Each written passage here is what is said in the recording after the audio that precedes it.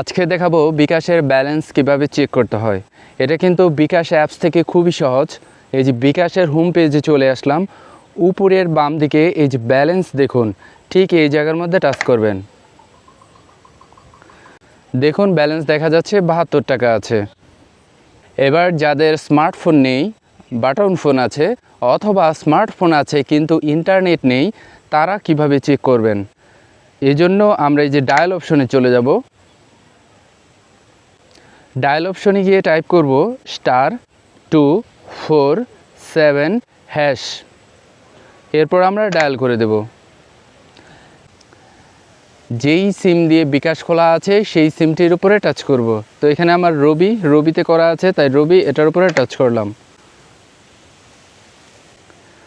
Touch করার পরে এখানে 10টা অপশন চলে এসেছে। 9 নম্বরে আছে মাই বিকাশ। তো ফাঁকা করে একবার আঙুল দিয়ে টাচ করব।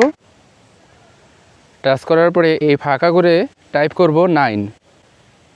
এরপর ডান দিকে সেন্ড আছে, এটার মধ্যে টাচ করব। এবার এখানে দেখুন অনেকগুলো অপশন চলে এসেছে। 1 নম্বরে আছে চেক ব্যালেন্স।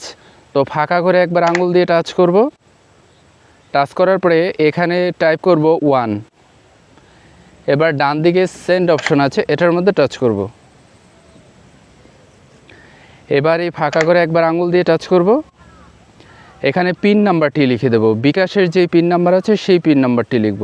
ডান দিকে সেন্ড অপশন আছে, এটার মধ্যে টাচ করব। দেখুন আমার বিকাশের ব্যালেন্সটি কিন্তু দেখা যাচ্ছে 72 টাকা।